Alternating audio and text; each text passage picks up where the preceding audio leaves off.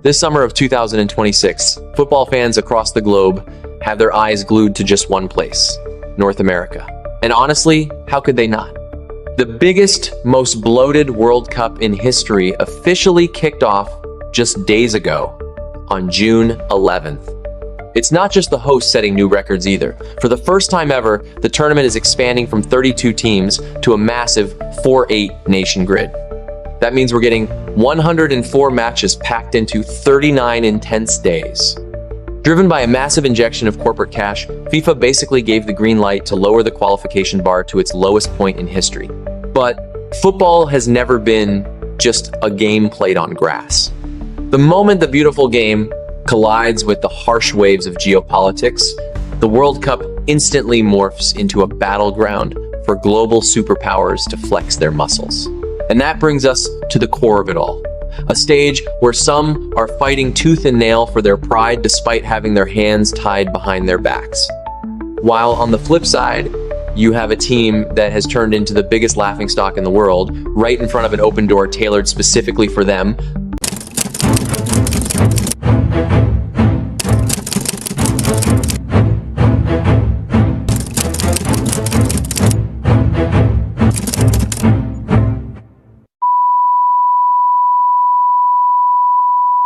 Hey Tracers, Sean here. Hope you guys are doing good. For today's video, we're keeping things a bit more casual as I dive into some of the wildest stories surrounding this World Cup. By the way, who are you guys rooting for in this massive tournament? For me, it's obviously the one and only Portugal because of Cristiano Ronaldo, of course. But behind all the glitz and glamour of this North American tournament, there's some insane drama brewing where football crashes head-on into rigid geopolitics. We're talking about everything from a national team forced to become international commuters just to play a match due to visa bans, to an Asian giant that's become a total joke because their entire system is rotten to the core. Because you never know how deep this hole goes. Honestly, the wildest phenomenon at this World Cup isn't about which dark horse team might pull off a miracle and win it all. It's actually about the fierce clash happening off the pitch between two bitter, longtime rivals, the United States and Iran. We all know that ever since the US-Iran conflict completely boiled over back in late February 2026, diplomatic ties between the two nations have plummeted to an all-time low. Yet, by some bizarre twist of fate, Team Iran managed to survive a brutal Asian qualifying round, showing incredible resilience to punch their ticket to the World Cup finals. And that is exactly where things get incredibly awkward. According to FIFA's official group stage draw, all 3 matches Iran has to play are scheduled to take place right inside the United States. As the host nation, US Secretary of State Marco Rubio immediately came out with a very stern warning.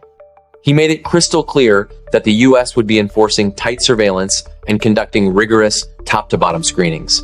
The US has absolutely no intention of letting its guard down, especially when it comes to preventing anyone outside of sports, specifically anyone tied to Iran's Islamic Revolutionary Guard Corps, from slipping into the official delegation. Because of this, the White House World Cup Working Group, alongside the US State Department, played a brilliant yet brutal hand by drawing a very strict line. For the actual players, coaches, and essential logistical staff, the US was perfectly fine greenlighting their visas.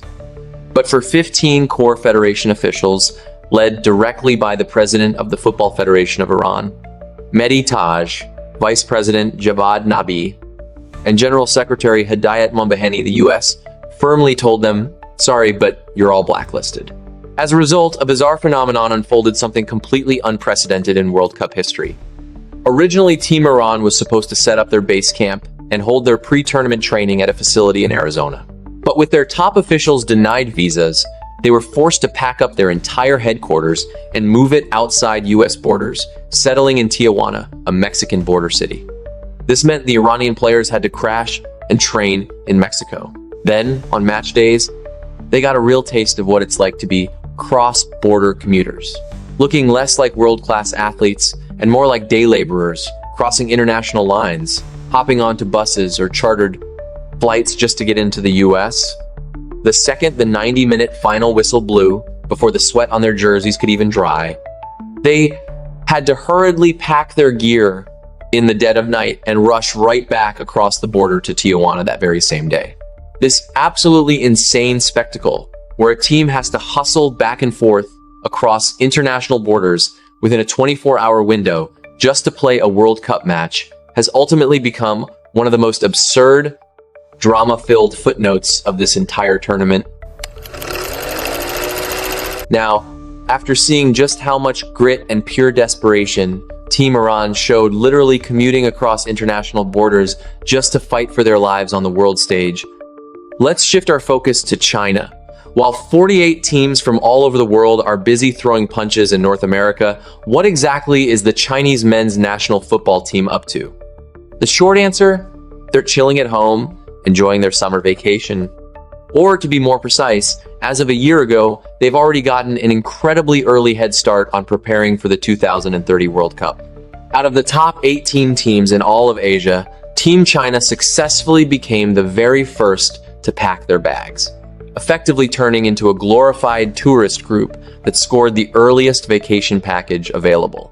Let's rewind the clock to the 5th of June 2025, a night that broke the hearts of millions of football fans in China, making them furious before ultimately leaving them completely numb.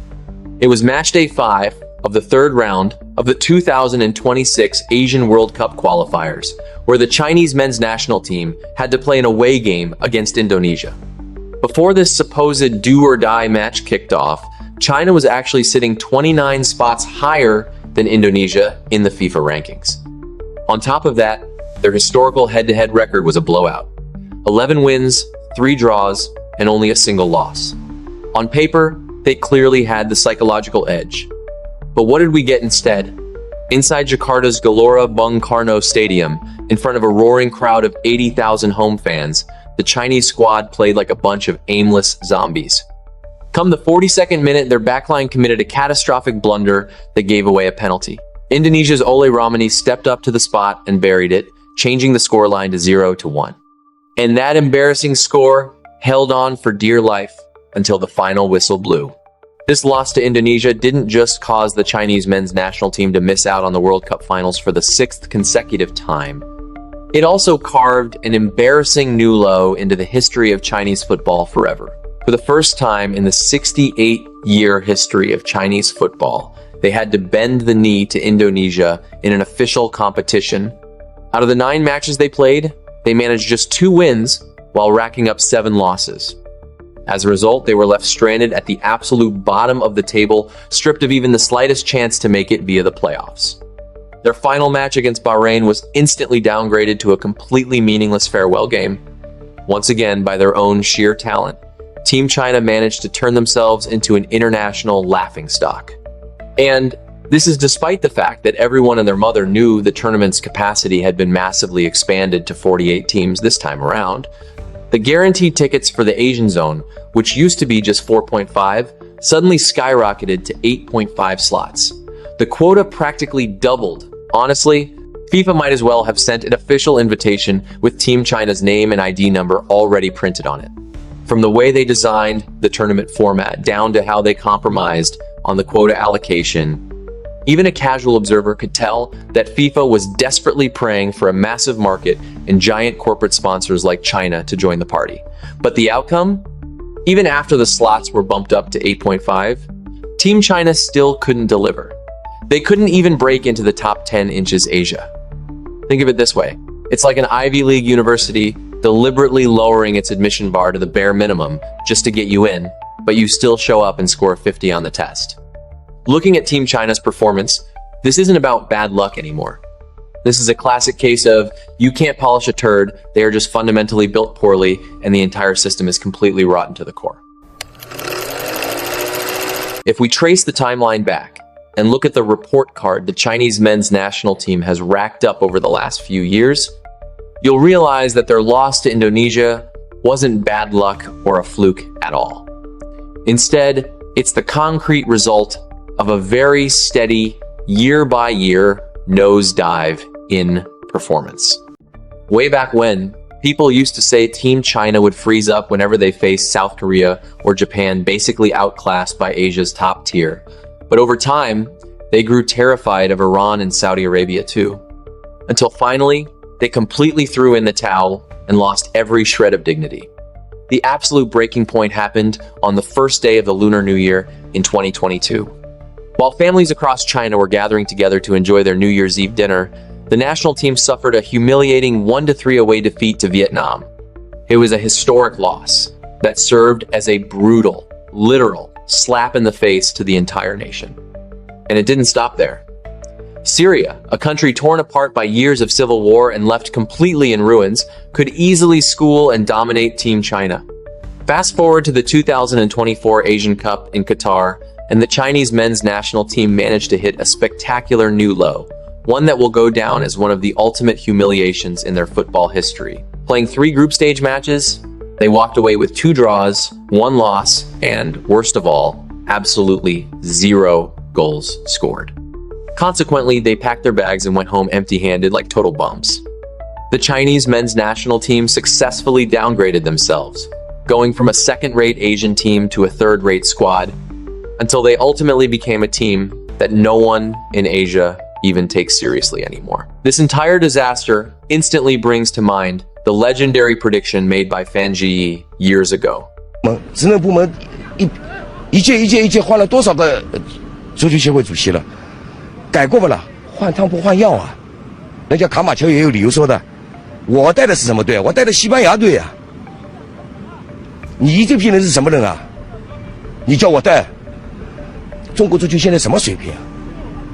就这么几个人，你赵鹏什么都在踢中卫，他能踢吗？踢不了，你没这个能力，知道吗？再下去我要输越南了。你泰国队输完输越南，再输缅甸，现在没人输了。另一方面来说，中国队是备战2018世界杯最早的一支队。我已经说了，你像这样的比赛本身就没有打好基础。你能跟我保证在17年或者16年这样关键的比赛他能赢啊？务实一点，我缺的什么？我把自己战术打法、足球的这个理念先搞懂。小高带的蛮好的，你把他去换了干什么？你告诉我，在合肥输个1-5，你倒告诉我怎么解释呢？脸都不要了。 Who would have thought that General Fan's prophecy, the Chinese football legend himself, would actually come true one by one in just a matter of years? Old Man Fan truly deserves to be called the prophet of Chinese football. Now, at this point, some football fans might be wondering, how on earth did Chinese football crash and burn this hard? Is all of this just because the players' skills are trash? Or because the coach's tactics are too cowardly? If you think Team China's problem is just playing poorly, then you are seriously underestimating how deep the rot has eaten away at the very core of this federation. Right when Team China's performance was hitting rock bottom, their football world was slammed by the most devastating anti-corruption storm in its history. The very officials who looked so respectable sitting in VIP seats, their mouths constantly full of lectures about sacrifice and patriotism, including the high-profile coaches who looked like absolute geniuses pacing the sidelines while fixing their hair. But once their masks were ripped off, they turned out to be nothing more than a bunch of hypocritical, greedy grifters playing dirty behind the scenes. The former president of the Chinese Football Association, CFA, Chen Xuyuan, was sentenced to life in prison after being convicted of accepting $11.2 million in bribes. In front of the cameras, he cried a river, weeping about how much he regretted pocketing the money while begging football fans for forgiveness. Not to be outdone, the former vice president of the CFA, who also served as the former deputy director of China's General Administration of Sport, Du Zhaokai, also fell from grace after being caught taking $6 million in bribes. And then there's Li Tai, the former star defensive midfielder for Team China, who was once praised for having twin lungs due to his endless stamina, eventually rose through the ranks to become the national team's head coach. To claw his way into that top coaching spot, he resorted to using $415,000 to bribe top federation officials. Once he secured the manager's seat, he treated national team spots like commercial merchandise. Anyone willing to pay him off or sign a contract with his personal agency was guaranteed a spot on the squad and even got guaranteed minutes on the pitch. The dirty money flowing through his case eventually crossed $10.7 million, and his story ended in tragedy, stripped of his title and dragged off to prison. From CFA President Chen Xuyuan, Vice President Du Jiaocai, General Secretary Liu Yi, all the way to national team management head Chen Yongliang, the head of the referee committee, and 4 consecutive CEOs of the Chinese Super League, CSL. Every single one of them was wiped out in the sweep, stretching down to head coaches, active national team players, and even the referees holding the whistles on the pitch.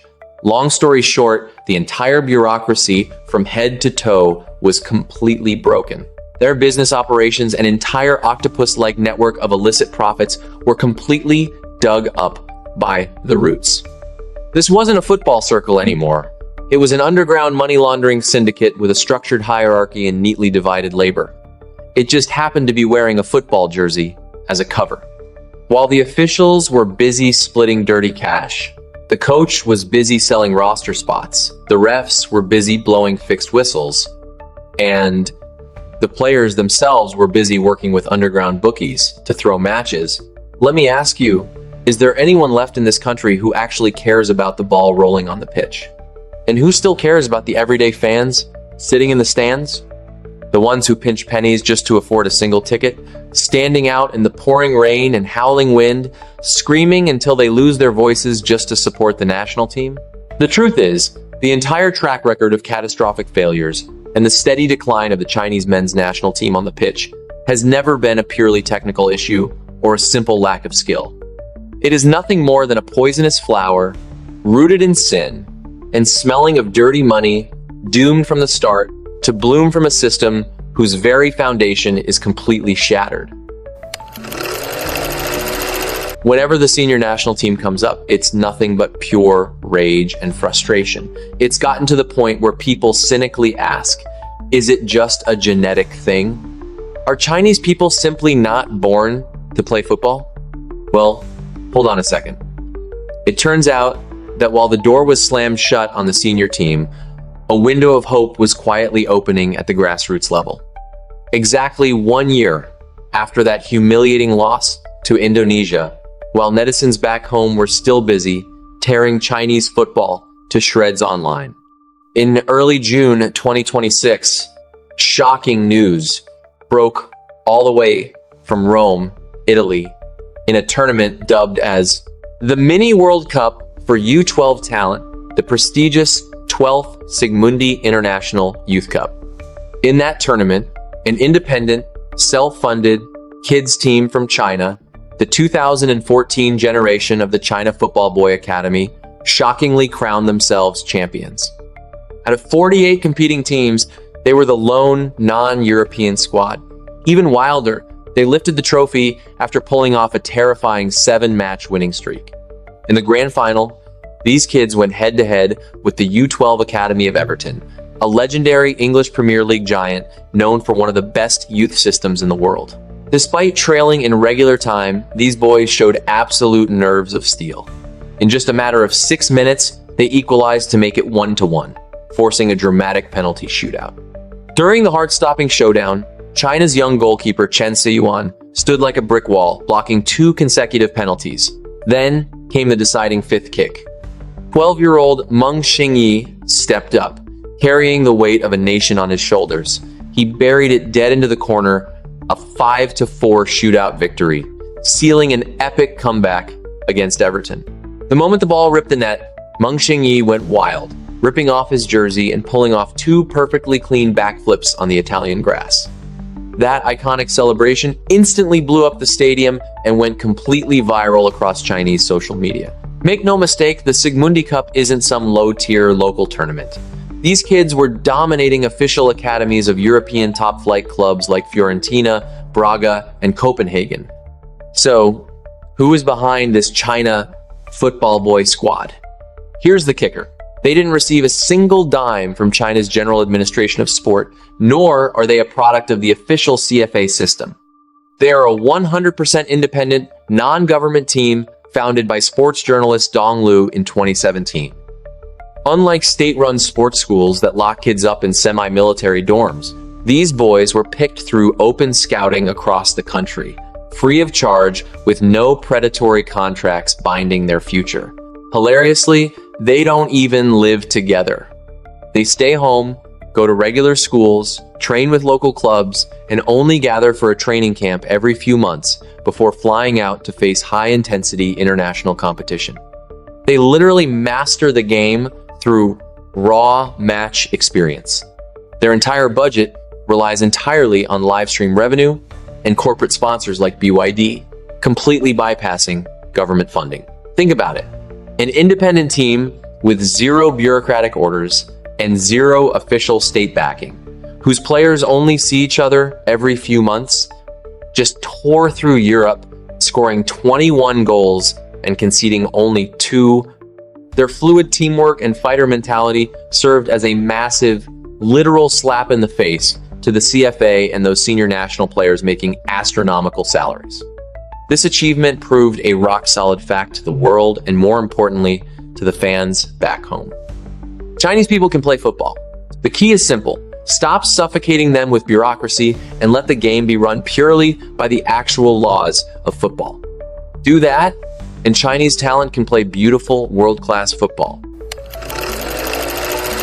In China's competitive sports world, you see this bizarre paradox.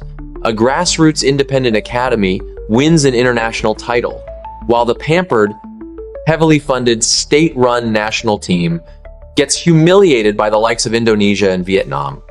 The root of this sickness is no secret. It's the invisible political hand of the party leads everything doctrine. The establishment doesn't just want to control politics, the economy, or ideology.